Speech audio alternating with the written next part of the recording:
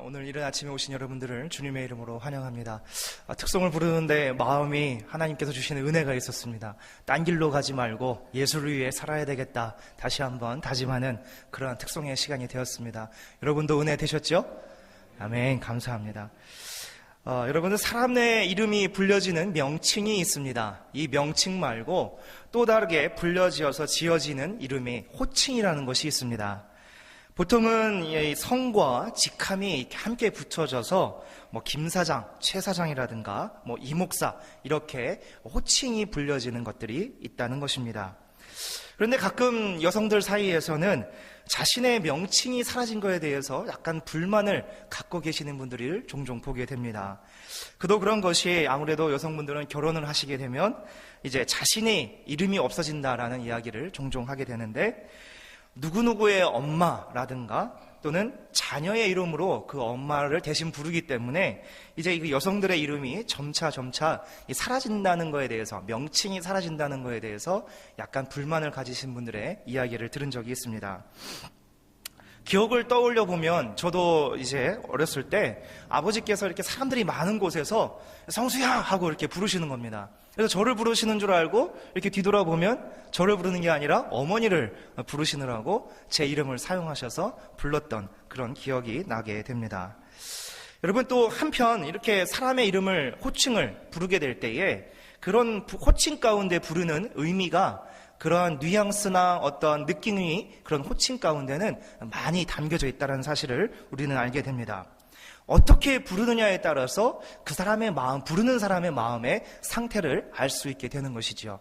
예를 들면 제사장 이렇게 부르면 뭔가 이렇게 좀 아쉬운 마음에 이렇게 부르는 그런 마음이 있고, 이 목사님 하고 이렇게 부르면 그렇게 이 목사님이라고 부를 성도는 없겠지만, 성도분들은 안 계시겠지만, 뭔가 불만을 가지고 어떻게 호칭해서 그렇게 어떤 자신의 감정이 드러나게 되는 경우를 종종 또한 볼 수 있게 되는 것입니다. 여러분들, 오늘 본문이 속한 이 디모데 전서를 보면 바울이 디모데를 어떻게 생각하는지, 이런 바울의 마음이 디모데를 부르는 그런 호칭 가운데 잘 담겨져 있는 것을 발견할 수 있습니다. 여러분들, 디모데를 바울이 어떻게 부르고 있는지 디모데 전후서를 통해서 한번 그 호칭에 대해서 한번 살펴보도록 하겠습니다. 1장 2절의 말씀에 보면 믿음 안에 참 아들 디모데라고 되어져 있습니다. 그리고 1장 18절에서는 아들 디모데야라고 정감 있게, 정감 어린 말투로 디모데를 부르고 있습니다. 그리고 오늘 본문 6장 11절의 말씀에 보면 오직 너 하나님의 사람아라고 부르고 있습니다. 그리고 디모데 전서 6장 20절에서는 또한 어떤 아무런 수식어 없이 그저 디모데야라고 이름을 부르고 있습니다. 또 디모데 후서에서 보면 사랑하는 아들, 또 내 아들아 라고 이름을 부르고 있는 것을 발견하게 됩니다. 여러분들, 이런 이상의 호칭들을 우리가 살펴보았을 때 바울은 디모데가 비록 육신으로 얻은 아들은 아니었지만 이 디모데를 믿음 안에서 낳은 이런 영적인 아들로서 자신이 가지고 있는 모든 것을 전수해주고 싶어하는 그런 아버지의 마음과 같은 그런 마음이 바울에게 있었다라는 사실을 우리는 찾아볼 수 있습니다. 여러분도 자녀들의 이름을 부르실 때 그 부름 속에 자녀들에 대한 어떤 기대감과 이런 사랑의 마음이 항상 녹아져서 그 자녀들의 이름을 부르고 있게 되는 것입니다. 저도 아들이 생기고 나서 아들의 이름을 부를 때보다 그저 단순한 말 한마디, 아들 이렇게 부를 때 어떤 함축적인 의미가 그 안에 더 많이 있어서 그 느낌이 더 좋은 것 같습니다. 그런데 사도 바울 역시도 디모데를 부를 때 이런 아들이라는 표현을 가장 많이 사용을 하면서 부르는 것을 보게 되는데, 사도 바울 본인 역시도 예수님을 만나고 나서 이런 양자됨의 은혜를 경험했기 때문에 이렇게 아들이라는 것에 대한 그런 의미가 특별하게 바울에게는 다가왔던 것입니다. 여러분, 이 로마서 8장 14절 15절의 말씀을 찾아보면 거기에 양자됨에 대한 그런 말씀이 나타나고 있습니다. 무릇 하나님의 영으로 인도함을 받는 사람은 곧 하나님의 아들이라. 너희는 다시 무서워하는 종의 영을 받지 아니하고 양자의 영을 받았으므로 우리가 아빠, 아버지라고 부르짖느니라 라고 바울은 기록을 하고 있습니다. 여러분들, 이 바울이 로마서를 쓴 목적이 있습니다. 이 로마 교회 안에 이 이방인들과 유대인들의 화합과 일치를 위해서 이 로마서가 쓰여지기도 했는데, 바로 이방인들에게도, 그리고 예수 그리스도의 구속의 은혜를 깨닫지 못했던 그런 유대인들에게도 오직 예수님을 믿음으로 말미암아 하나가 되고 하나님의 자녀가 될 수 있음을 설명하기 위해서 그렇게 교훈하도록 쓰여진 글이 바로 로마서라는 사실입니다. 이렇듯 바울에게 있어서 이 아들이라는 표현을 사용하는 것은 자신이 먼저 경험한 예수 그리스도의 구속의 은혜에서 비롯된 것이라는 것을 우리는 알 수 있게 됩니다. 경험되어진 이런 양자됨의 은혜를 바탕으로 이제 디모데에게도 아들이라는 호칭을 사용하면서 예수 그리스도의 십자가의 사건과 또 하나님의 은혜를 경험하면서 목회자로서 먼저 본을 보이고 또한 성도들에게 그 하나님의 말씀대로 살아갈 것을 부탁하고 있는 것이 바로 이 디모데 전후서의 말씀이라는 것을 우리는 기억해야 될 것입니다. 특별히 오늘 바울이 디모데를 부르는 호칭 가운데 저는 이 6장 11절에 나타난 이 호칭을 가장 좋아합니다. 여러분, 오직 너 하나님의 사람아 라고 불렀던 그런 사도 바울의 마음을 여러분 느껴보시기를 바랍니다. 아들이라는 호칭은 여러분 예수 그리스도를 영접했을 때 그 순간 주어지는 특권이 되는 것입니다. 그런데 이 오직 너 하나님의 사람아 라는 사실은, 이러한 호칭은 바로 영접 이후의 삶에 관해서 어떻게 평가가 되는지에 대한 그러한 것이 평가가 되는 호칭이라는 것을 알 수 있게 되는 것입니다. 영접 이후로 삶의 모습에서 옛것을 벗어버리고 새 사람으로 변화된 그러한 사람의 모습으로 나타난 것이 하나님의 사람아라고 호칭으로 사용되어지고 있다는 사실입니다.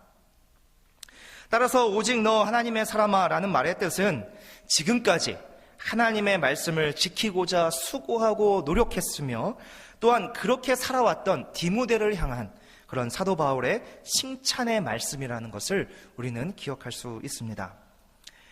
그러면서 바울은 디모데를 하나님의 사람으로 부름과 동시에 이제 사도 바울은 디모데에게 권면을 하고 있습니다. 먼저는 목회 현장 가운데서 피할 것에 대해서 권면을 하고 있습니다. 그리고 행할 것에 대해서 권면을 하고 있습니다. 여러분, 그렇다면 하나님의 사람이 피해야 할 것이 무엇인지 우리가 말씀 가운데 살펴보기를 원합니다. 6장 3절에 나타나는 말씀에는 하나님의 말씀을 따르지 않고 오히려 교만하여져서 변론과 언쟁과 비방과 악한 생각들을 하는 것이 바로 피해야 할 것이다 라고 사도 바울은 설명을 합니다. 여러분, 이 말은 무엇입니까? 결국에는 공동체 안에서 어떤 혈기를 부림으로 인해서 나타나는 그러한 다툼, 갈등, 변론, 분쟁, 이런 것들을 피하라는 것이 사도 바울이 주는 그러한 권면이 되는 것입니다. 그리고 자족하는 마음으로 욕심을 버리고 또한 물질을 사랑하는 그런 마음으로 미혹에 떠나서 살아가라는 그러한 사도 바울의 권면의 말씀이 있습니다. 여러분들, 이러한 문제점은 과거의 시대나 오늘의 시대나 똑같이 발생되어지는 그러한 문제들입니다. 이러한 것들은 동일하게 지금 이 시대에서도 교회 공동체 가운데 쉽게 나타나고 있는 문제점들이라는 사실입니다. 언쟁, 다툼, 비방, 이러한 것들은 결국 나를 굽히지 못하고 나에게 있는 교만함 때문에 생기는 문제라는 것을 우리는 깨달을 수 있습니다. 내 자신을 날마다 하나님 앞에 나타내 보이면서 하나님의 말씀을 나에게 비추어서 겸손해지기 위한 노력을 하지 않으면 이 문제는 예수님이 오실 때까지 결국 이 공동체 안에서 결코 해결되어지지 않을 그런 문제다라는 사실을 우리는 기억해야 될 것입니다. 사도 바울의 이러한 권면은 교회 공동체를 향한 말씀이기도 했지만 특별히 목회를 감당하고 있는 이 목회자 디모데에게 주는 그러한 직접적인 권면이기도 했습니다. 그리스도의 사랑으로 공동체를 이루는 구성원들은 혈기를 피하고 분을 다스릴 줄 알면서 자족하는 가운데 경건한 그런 마음을 위해서 힘쓰라고 사도 바울은 권면을 하고 있습니다. 오직 하나님의 사람이라 칭함을 받기 위해서 저나 여기 계시는 모든 여러분들이나 함께 사도 바울의 권면의 말씀을 새겨서 분쟁과 다툼을 피하고 오직 겸손한 마음으로 신앙생활을 해 가실 수 있기를 주님의 이름으로 축원해 드립니다. 두 번째는 하나님의 사람이 되기 위해서는 바로 이제는 행할 것에 대해서 말씀을 하고 있는데 선한 증언을 하는 자가 되어야 한다라고 말씀을 하고 있습니다. 우리는 그리스도인으로서 예수 그리스도의 구속의 은혜와 예수 그리스도의 사역에 관해서 많은 믿지 않는 자들에게 증언할 그러한 증인에 대한 삶을 살아야 할 필요가 있습니다. 그런데 사도 바울은 이런 선한 증언을 하기에 앞서서 먼저 그 사람의 마음의 자세에 대해서 설명을 하고 있는데 의와 경건과 믿음과 사랑과 인내와 온유를 먼저 따르라고 말씀을 하고 있습니다. 그리고 영생을 취하라라고 말씀을 합니다. 여러분들, 내가 영생에 확신이 없으면 예수 그리스도를 전할 수 없습니다. 또 내가 그리스도의 성품으로 온전히 변화되어지는 삶을 살지 않으면 내가 나가서 자신 있게 선한 증언을 할 수 있는 증인된 삶을 결코 살 수 없다라는 것입니다. 다시 말해서 이렇게 하나님의 선한 증언을 하는 자가 되기 위해서는 자신을 다스릴 수 있는 능력이 있어야 하는 것이고, 또한 내가 영생을 취하고 영생에 확신이 있어야만이 내가 선한 증인이 될 수 있다는 것을 사도 바울은 강조를 하고 있습니다. 나 자신을 다스릴 수 있다는 이런 말은 결국 하나님의 자녀로서 옳고 그름을 분명하게 판단할 줄 알고, 또한 거룩한 것과 세속된 것을 구별할 줄 알고, 또한 예수 그리스도를 믿는 믿음 안에서 사랑과 인내와 온유한 그런 마음을 먼저 가지면서 우리가 증인된 삶을 살 때에 우리가 선한 증인이라 부름을 받을 수 있다는 사실입니다. 여러분, 오늘 나는 선한 증인으로서의 삶을 살아가고 있는 그리스도인들인지 여러분들 자신의 모습을 돌아보시기를 바랍니다. 내가 내 자신을 다스리지 못하는데 어떻게 예수 그리스도를 소개하는 그러한 선한 증인의 사명을 감당할 수 있겠습니까? 여러분들, 나를 살피시면서 내가 선한 증인이 되기 위해서, 그렇게 선한 증언을 하는 자가 되기 위해서 먼저 내 내면을 살펴볼 수 있기를 바라는 것입니다. 그렇기 때문에 사도 바울은 이 일을 위해서 선한 싸움을 싸우라고 말씀을 하고 있습니다. 여러분, 선한 싸움은 상대방과 싸우는 것이 아닙니다. 이 선한 싸움은 나 자신과 싸우는 일이 바로 선한 싸움이 되는 것입니다. 나의 자아, 나의 내면을 의와 경건과 믿음과 사랑과 인내와 온유로 이렇게 완벽하게 이루어 놓을 수 없기 때문에 매일매일 수고하고 노력하고 말씀으로 나를 비추어서 회개하고 돌이키고 그러한 삶을 살아가는 것이 바로 사도 바울은 선한 싸움을 사는 삶이라고 우리에게 설명을 하고 있는 것입니다. 그러는 삶을 살면서 동시에 선한 증언을 하는 그러한 증인의 삶 또한 살라고 말씀을 하고 있는 것입니다. 여러분, 나는 이러한 것들을 이룰 수 없어 라고 말할 수 있습니다. 그러나 이렇게 나는 매일 나 자신과 선한 싸움을 살고 있기 때문에 내가 선한 증인이 될 수 있다라는 사실을 여러분들 기억하시기를 바랍니다. 의와 경건과 사랑과 인내와 온유의 마음을 완벽하게 이루어놓은 사람만이 예수 그리스도를 증거할 수 있다면 이 세상에는 단 한 명도 예수님을 증거할 사람이 한 명도 없을 것입니다. 그렇기 때문에 나 자신과의 선한 싸움을 하면서 예수 그리스도를 위한 증인의 삶을 살 때에 비로소 그때에 하나님의 사람이라고 칭함을 받을 수 있다는 사실을 여러분들 믿으시기를 바랍니다. 최근 한국에 방문했던 아내가 책 2권을 가지고 왔습니다. 제가 신대원 시절에 전도학 수업을 들으면서 평소에 존경하던 교수님께서 특별히 저에게 전달해 달라고 가지고 온 책이었습니다. 그 책 제목 가운데 하나는 조선에서 시작된 전도행전이라는 책의 제목이 있었습니다. 이 책은 초기 성결교회의 역사 속에서 증인된 삶을 살고자 다짐하고 실천으로 옮겼던 그런 성도들의 구체적이고도 또한 실제적인 그러한 전도의 현장들과 그들의 전도의 방법, 그리고 회신자들의 유형 분석, 그리고 전도에 대한 교육의 내용으로 정리가 되어져 있는 그러한 책이었습니다. 여러분, 성결교회의 부흥은 이 복음전도관이라는 곳에서부터 시작이 되었는데 때와 장소를 가리지 않고 나가서 증인된 삶, 선한 증언을 하는 사람들로서 이 성결교회가 부흥이 되었다라는 사실입니다. 복음전도관에서 개혁되어진 노방전도, 또 순회전도, 또 여러 집회를 통해서 많은 곳에 사람들이 파송되어지고 스스로 발걸음을 옮겨서 예수 그리스도를 소개하고 증인으로서의 삶을 살면서 이렇게 복음의 확산이 이루어졌습니다. 복음을 통해서 십자가의 은혜와 사랑을 먼저 경험한 자들이 이렇게 증인된 삶을 살았기 때문에 교회가 부흥하여졌고 예수 그리스도의 복음이 지금 우리에게 전해지게 된 것입니다. 그런데 오늘을 사는 그리스도인들에게 있어서 가장 큰 약점이 있습니다. 바로 증인으로서의 삶을 살지 못한다는데 그 약점이 있는 것입니다. 그래서 사도 바울은 디모데에게 두 가지를 권면하고 있는데 바로 내적으로는 그리스도인의 성품으로 변하여질 것과 또한 외적으로는 복음을 전하는 선한 증인의 삶을 살라고 강조하고 부탁하고 권면을 하고 있게 되는 것입니다. 여러분, 기회가 되시는 대로 여러분이 받으셨던 하나님의 은혜, 또 경험되었던 그리스도의 사랑을 많은 사람들에게 전할 수 있는 그런 참된 그리스도인의 삶을 사시기를 바랍니다. 우리 뉴욕 선교교회도 이제 이 일에 대해서 좀 더 체계적인 계획을 세우고 또한 증인된 사명을 감당하는 그러한 일에 힘을 다시 낼 수 있는 계기가 마련이 되어졌으면 좋겠습니다.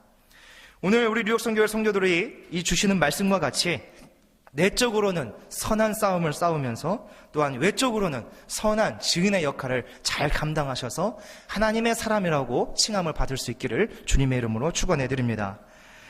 마지막으로 사도 바울이 이제 디모데를 향하여 하나님의 사람이라고 부르면서 흠없이 또한 책망받을 것 없이 명령을 지키라라고 말씀하는 것을 보게 됩니다. 여러분, 하나님의 사람은 결코 흠도 없어야 할 것이며 책망받을 일도 없어야 한다는 사실입니다. 무엇보다 공동체를 이끌어가는 이런 영적인 지도자들에게 있어서 이 말씀은 정말 중요한 말씀이 아닐 수 없습니다. 교역자, 장로님들, 또한 안수집사님들, 또한 권사님들, 우리는 교회 공동체 안에서 우리에게 주어진 영적인 리더십이 있는 사람들입니다. 흠 잡힐 일과 책망받을 일이 없도록 이렇게 권면하는 사도 바울의 말씀을 우리는 깊이 새겨야 할 필요가 있습니다. 안타까운 사실은 이 교회에 가장 선봉에 서 있는 교육자들이 최근에 흠과 책망받는 일들이 많아지고 있다는 사실입니다. 어떤 재정적인 문제라든가 성적인 문제가 연일 매스컴에서 떠오르고 있습니다. 사도 바울은 디모데에게 목회적 권면을 통해서 먼저는 변론과 언쟁을 피하고 자족하는 마음으로 살라고 말씀을 하고 있습니다. 또한 돈을 사랑하지 말라고 말씀을 하고 있습니다. 여러분들, 결국 이러한 문제들은 어디에서 기인하는 것입니까? 바로 교만함, 욕심으로 인해서 발생되는 문제들이라는 것을 우리는 알 수 있게 됩니다. 따라서 이 문제들의 결과, 이 문제들이 나타났을 때 나타나는 결과에 대해서 6장 9절에 말씀을 하고 있습니다. 여러분들, 6장 9절의 말씀을 우리가 유의 깊게 한번 함께 읽어보도록 하겠습니다. 디모데전서 6장 9절 말씀입니다. 함께 찾아서 읽습니다. 디모데전서 6장 9절 말씀입니다. 시작.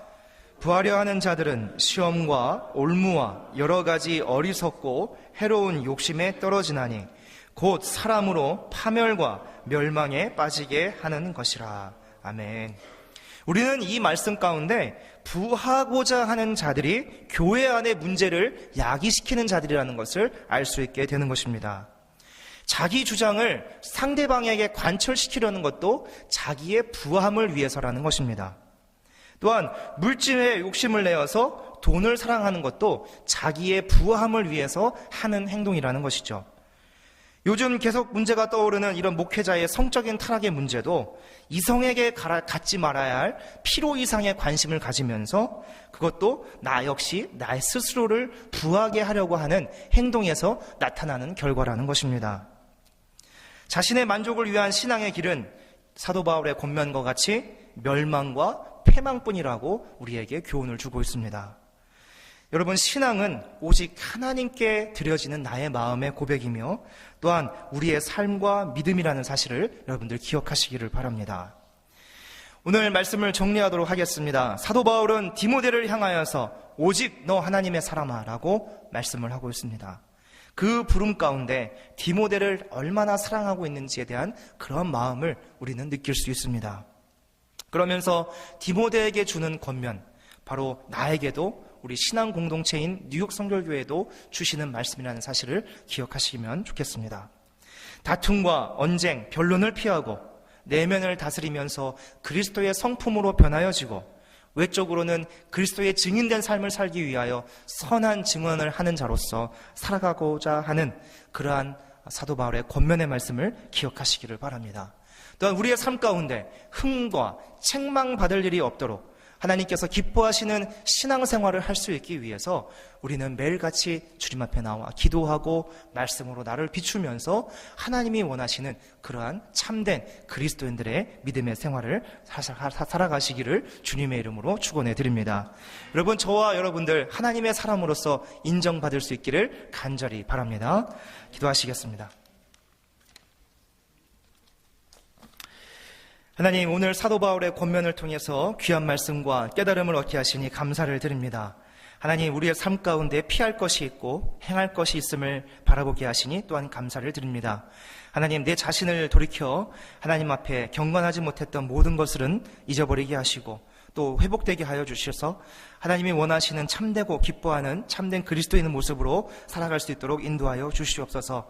선한 증인의 삶을 살아가게 하시고 날마다 선한 싸움으로 말미암아 내 내면이 하나님께서 원하시는 성품을 갖는 자들로 변화되어지게 하시고 또 아버지 하나님, 정말 내가 흠과 책망받을 일이 없도록 내 자신을 날마다 하나님의 말씀에 비추어서 겸손한 마음으로 우리가 믿음을 가지고 살아갈 수 있는 성도들의 삶이 될 수 있도록 주님 크신 은혜 베풀어 주시옵소서. 그리하여서 사도 바울이 디모데를 향하여 오직 너 하나님의 사람아라고 말하였던 것과 같이 우리 모두가 하나님의 사람으로서 인정받을 수 있는 참된 믿음의 삶을 살아가는 우리 귀한 성도들의 삶이 되도록 크신 은혜 내려 주시옵소서. 함께하여 주시기를 바라오며 우리 구주 예수 그리스도의 이름으로 간절히 기도드립니다. 아멘.